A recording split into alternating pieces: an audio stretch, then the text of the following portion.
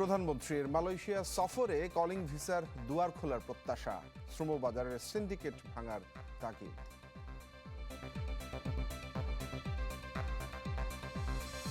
পুলিশের পোশাকে আবারও পরিবর্তন, ফিরছে খাকি প্যান্ট, নীল জলপাই রঙের শার্ট, প্রজ্ঞাপন জারি।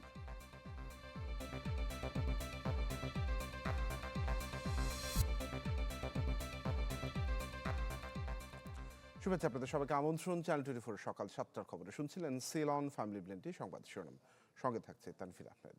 দর্শক, আমরা এই বিষয়ে আপনারা জানেন ঢাকা বিশ্ববিদ্যালয় সহ দেশের বিভিন্ন জায়গায় বড় স্ক্রিনে আসলে ফুটবল দেখার আয়োজন করা থাকে। আমরা একটু দর্শকদের উন্মাদনার খবর জানবো, উত্তেজনার খবর জানবো। আমার সঙ্গে যুক্ত হয়েছেন সহকর্মী মাহবুব, টিএসসি থেকে যুক্ত হয়েছেন। টিএসসিতে বড় স্ক্রিনে প্রতিবারই আয়োজন করা হয়ে থাকে, একটু দর্শকদের উন্মাদনার খবর জানতে চাই।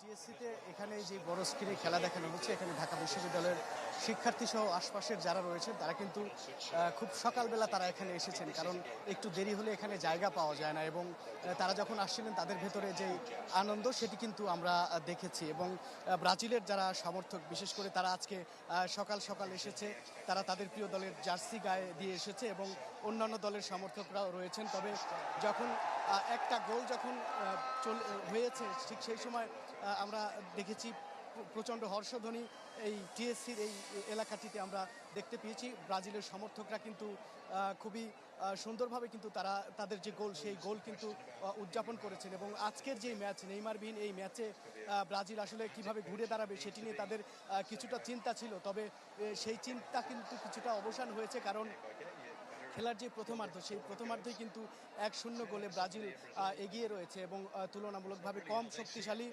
যেই প্রতিপক্ষ, সেই কম শক্তিশালী প্রতিপক্ষের সাথে আসলে লাতিন ফুটবল যে পরাশক্তি, অন্যতম পরাশক্তি সেটি হচ্ছে ব্রাজিল। সেই ব্রাজিলের খেলায় আসলে সেই খেলায় কতটুকু আমেজ আসলে ফিরে আসবে, কতটুকু প্রতিযোগিতামূলক হবে সেটি নিয়ে প্রশ্ন ছিল। তবে এক গোল প্রথমেই ব্রাজিল যখন হাইতির জালে জড়িয়েছে, ঠিক পরের মুহূর্তে হাইতির যে সকল খেলোয়াড়রা রয়েছে তারা আর কি এখন তারা যে আক্রমণ, সেই আক্রমণ ভাগের তারা কিন্তু শক্তি বাড়াবে, যার কারণে এই খেলার যে প্রতিযোগিতা সেটি কিন্তু চূড়ান্ত পর্যায়ে কিন্তু যাওয়ার কিন্তু সম্ভাবনা রয়েছে। এবং এই টিএসসিতে আসা যে সকল দর্শক রয়েছে তারা যখনই ব্রাজিল একটা আক্রমণে যাচ্ছে ঠিক তখনই কিন্তু তারা চিৎকার করে উঠছেন এবং আজকের ব্রাজিল এবং হাইতির যে ম্যাচ সেই ম্যাচটি কিন্তু তারা উপভোগ করছেন। এবং গেল ম্যাচে যে ব্রাজিল ড্র করেছিলেন, ঠিক একটি ফুটবলের পরাশক্তি হিসেবে দল হিসেবে যেই দলের সাথে তারা খেলেছেন সেখানে ড্র, সেটি আসলে তাদের সাথে কেমন কতটা আসলে তাদের সাথে যায় সেটিও তারা বলছেন। এবং ঠিক আগের ম্যাচের যে দুর্বলতা সেটি কাটিয়ে উঠতে এই ম্যাচটিতে তাদের অনেক কয়টি গোল করতে হবে,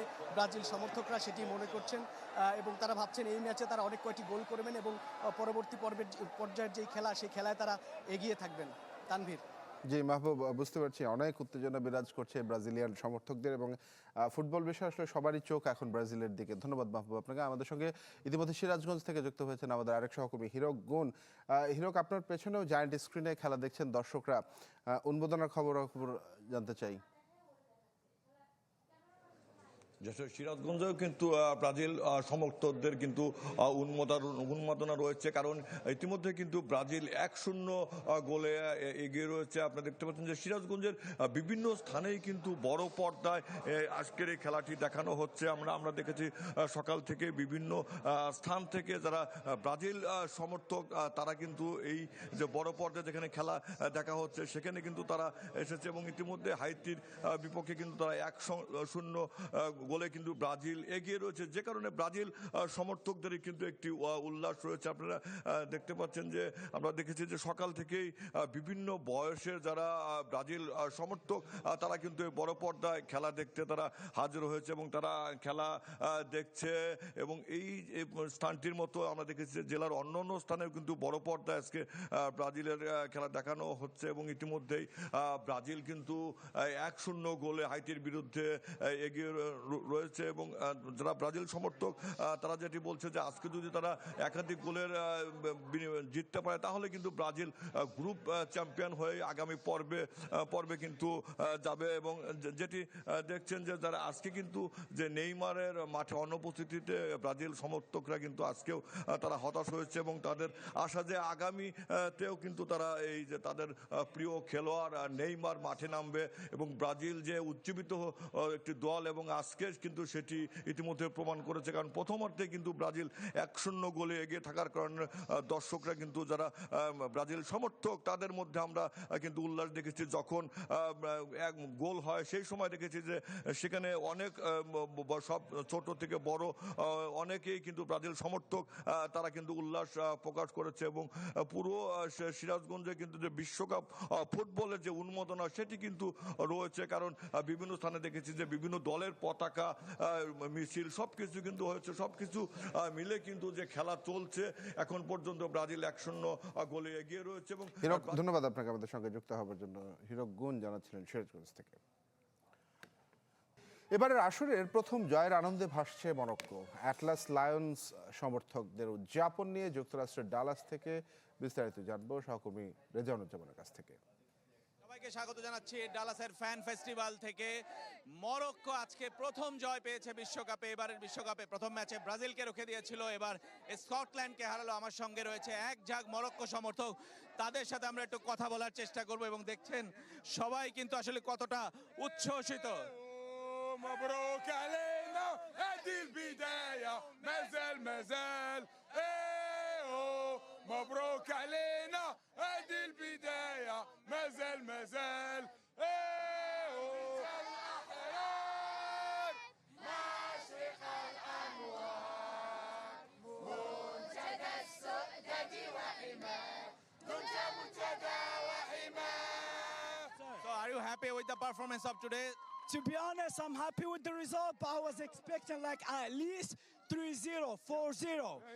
But at the moment, we're happy because it was like 1-0, so no complaints. But I was hoping for more. So what do you think? Morocco will be the group champion or not? Well, for sure. You know, we're Moroccans. You saw the last cup, 2022. You know, so we're coming hard, and we still have hope. You know, against Haiti, we should win like at least 4-0. At least 4-0. At least 4-0. 4-0. The last match in Haiti. In Haiti, yeah, at least 4-0, 4 or 5-0, at least. Yes, we're very happy with what we've done in the second game. It was a lot of defensive and physical work, but we still pushed through the whole game.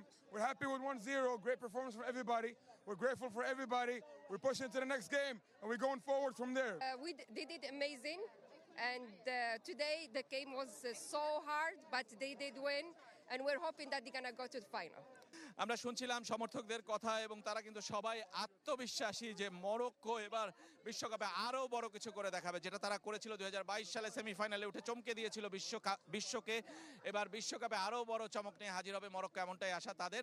আমরা অপেক্ষায় রইলাম তাদের জন্য। কিন্তু Morocco কিন্তু এবারে বিশ্বকাপের অন্যতম প্যাশনেট দল, তাদের সমর্থকরাও ঠিক একইভাবে প্যাশনেট আমরা দেখেছি এবং দেখছি প্রতিদিনই। ফুটবল বিশ্বকাপের খবর জানাচ্ছি আপনাদেরকে। এই মুহূর্তে সবশেষ আপডেটটি দিয়ে দিতে চাই। ব্রাজিল এই মুহূর্তে হাইতির বিপক্ষে 2-0 গোলের ব্যবধানে এগিয়ে রয়েছে। যাচ্ছে পরের সংবাদটিতে। প্রধানমন্ত্রী তারেক রহমানের চীন সফরে সই হতে পারে 3 চুক্তি সহ অন্তত 12টি সমঝোতা স্মারক। উন্নয়ন, অবকাঠামো, জ্বালানি, শিক্ষা সহ নানা খাতে সকল চুক্তি এবং সমঝোতায় দুদেশের সম্পর্কের ঘনিষ্ঠতা ও গভীরতা আরও বৃদ্ধির আভাস দিয়েছেন বিশ্লেষকরা। তারা বলছেন তিস্তা মহাপরিকল্পনা এবং জিডিআই নিয়ে আলোচনায় বাড়তি গুরুত্ব দিতে চাইবে দুই দেশ।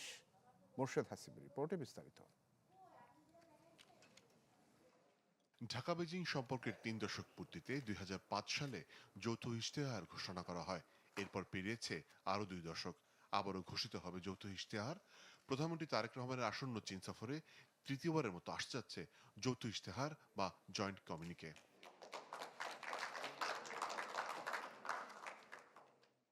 22 জুন থেকে শুরু হতে যাওয়া প্রধানমন্ত্রীর 5 দিনের সফরে সই হতে পারে 12টির বেশি চুক্তি ও সমঝোতা স্মারক।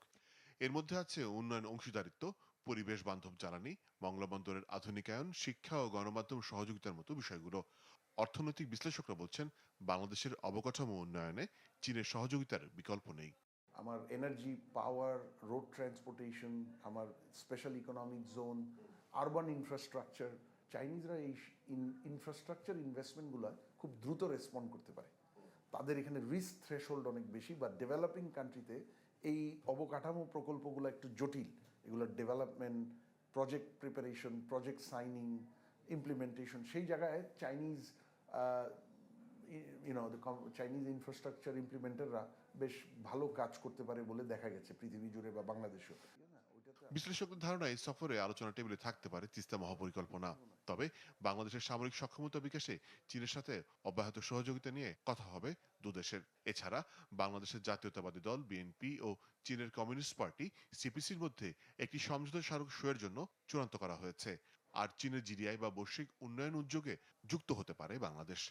এটি সই হলে প্রায় 10 বছর পর চীনের গুরুত্বপূর্ণ কোনো বৈশ্বিক উদ্যোগে বাংলাদেশ সম্পৃক্ত হবে। চীনের যে এই মুহূর্তে ভূকৌশলগত গুরুত্ব, অর্থাৎ ওয়েস্ট এশিয়া থেকে শুরু করে পাকিস্তান হয়ে আমাদের দক্ষিণ এশিয়াতে, সেই ক্ষেত্রে চীনের সাথে বাংলাদেশের সম্পর্কটা আরেকটু সুসংহত করা এবং ট্রান্সপারেন্টভাবে আরও এনগেজমেন্টে যাওয়াটা আমার কাছে মনে হয় যে আঞ্চলিক ভূ রাজনীতি এবং বাংলাদেশের যে মিডল ইস্টে এক ধরনের ইন্টারেস্ট আছে সেটার সাথে গুরুত্ব পাবে। কূটনৈতিক ও ভূ রাজনৈতিক বিশ্লেষকদের মতে প্রধানমন্ত্রীর এবারের সফরটি অতীতের যে কোনো সময়ের তুলনায় ঢাকা বেজিং সম্পর্কে নতুন মাত্রা যোগ করবে। মোর্শেদ হাসিব, চ্যানেল 24, ঢাকা।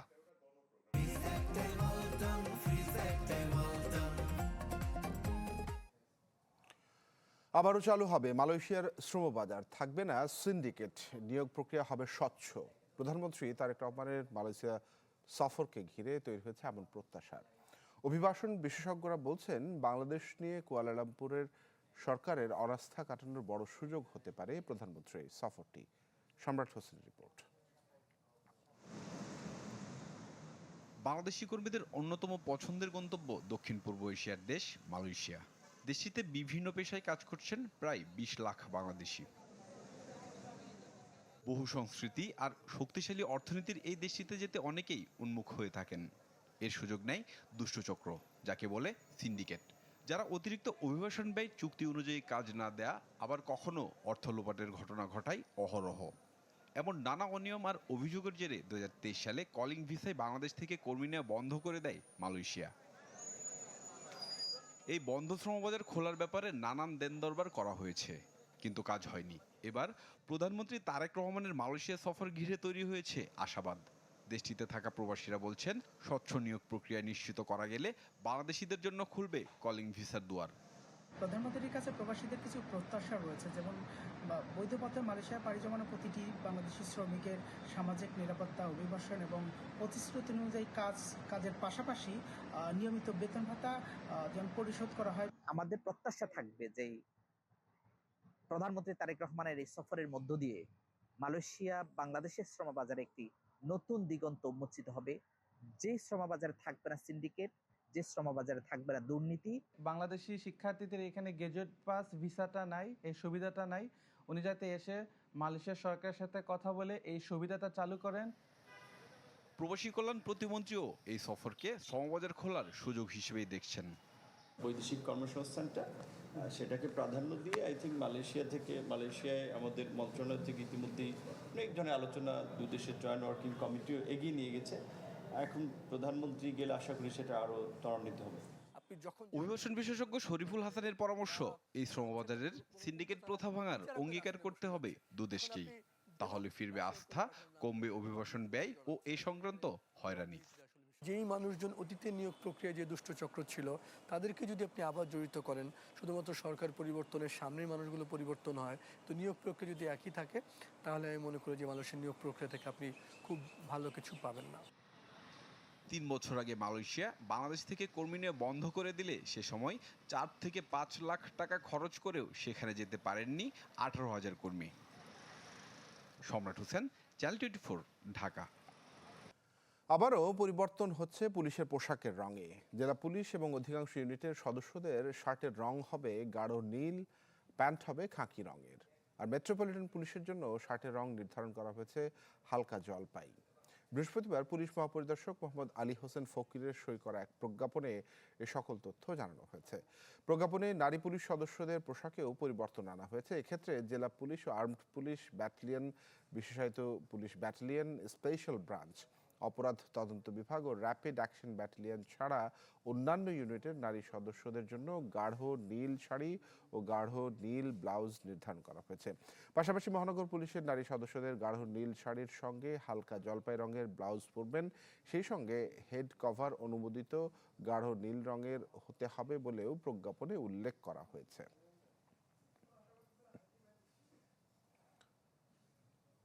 আন্তর্জাতিক প্রসঙ্গ, অবশেষে যুদ্ধবিরতিতে সম্মত ইসরায়েল এবং হিজবুল্লাহ, যা এরই মধ্যে কার্যকর হয়েছে। তবে যে কোনো সময় আবারও হামলার শঙ্কা উড়িয়ে দিচ্ছেন না অনেকে। এদিকে প্রাথমিক চুক্তি নিয়ে সুইজারল্যান্ডে বৈঠক বাতিল করেছে যুক্তরাষ্ট্র এবং ইরান। ইরান যুক্তরাষ্ট্রের যুদ্ধবিরতি হলেও গেল মার্চ থেকে লেবাননে ইসরায়েলি আগ্রাসন চলছিল বিরামহীন। যুক্তরাষ্ট্রের চাপ সত্ত্বেও নেতানিয়াহু ছিলেন অনড়। এতে জায়নবাদীদের ছোড়া ক্ষেপণাস্ত্রের আঘাতে প্রতিদিনই ক্ষতবিক্ষত হয়েছে লেবাননের বহু জনপদ। টার্গেট করা হয়েছে হিজবুল্লাহর বহু স্থাপনাকে। এবার সেখানেও এলো কাঙ্ক্ষিত যুদ্ধবিরতির বার্তা। ইরানের সহায়তায় যুদ্ধবিরতি চুক্তি চূড়ান্ত করেছেন যুক্তরাষ্ট্র ও কাতারের মধ্যস্থতাকারীরা। স্থানীয় সময় বিকেল 4টা থেকে কার্যকর হয় যুদ্ধবিরতি। তবে অভিযোগ উঠেছে, যুদ্ধবিরতি কার্যকর হওয়ার পরও দক্ষিণ লেবাননে অন্তত 12টি হামলা চালিয়েছে ইসরায়েল।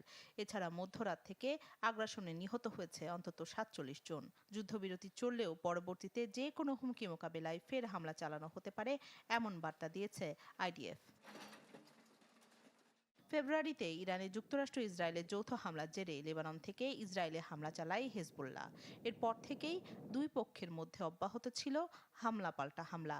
এদিকে যুদ্ধবিরতির খবরে অনেকেই ফিরছেন দক্ষিণ লেবাননে।